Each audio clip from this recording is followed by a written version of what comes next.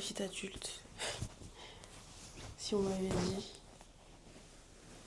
Si on m'avait dit que c'était aussi compliqué, j'aurais peut-être choisi de rester petite.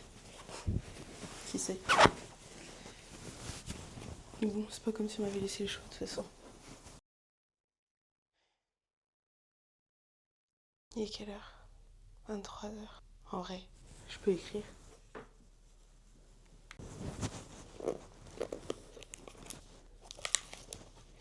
Oh, c'est vrai.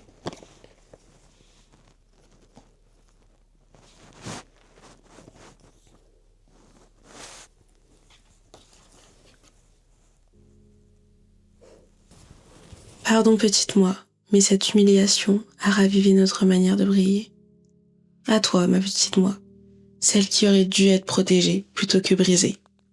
Je te transmets ces mots, provenant directement de mes mots. Au moment où je t'écris, j'ai su mon premier réel échec. Non, pardon, je préfère le mot manquement, car tu ne te relèves pas d'un échec, tu vis avec. Alors que là, nous avons simplement trébuché pour mieux nous relever. Tu as manqué d'être la première de ta classe. Tu as manqué les félicitations et l'admiration. Tu as manqué le sentiment d'être aimé pour ce que tu fais. Ce sentiment de malaise est en partie dû au fait que papa et maman t'ont continuellement félicité pour et uniquement lors de tes réussites. Ils t'ont fait croire qu'être aimé, c'était mérité, alors que l'amour est censé être immérité, inconditionnel, réel. Je suis désolée d'avoir laissé mûrir ces croyances en nous. Tu en as tellement souffert, à chercher partout où tu pouvais l'amour des autres, mais jamais le tien. C'est finalement aux yeux de Dieu que tu as compris ce qu'était l'amour pour les autres, puis pour toi.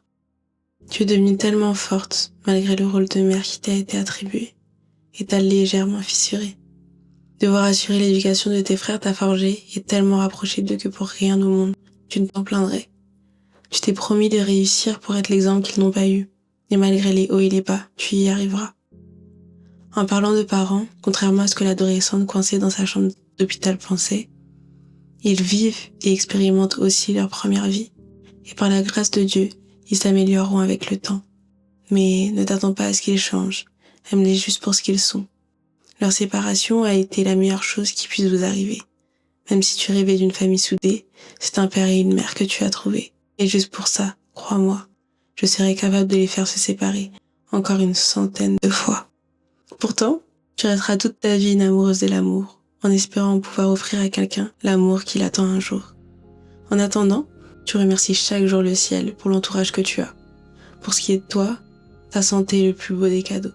Ton corps n'est pas un fardeau. Tu aimeras la vie malgré les douleurs et les déceptions.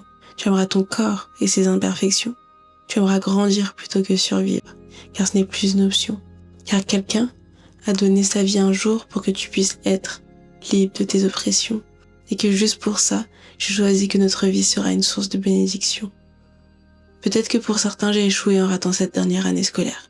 Mais pour moi, j'ai réussi en ayant eu mon permis, en déménageant seule à Paris, en essayant de sortir de ces phases de déprime répétitive, mais surtout en l'ayant choisi lui pour guider ma vie.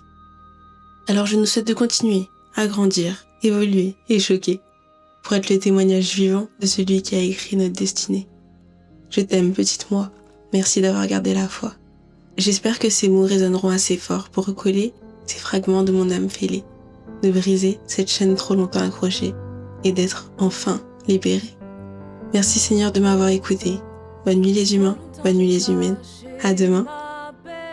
Mais me voici épuisée de tout ressasser.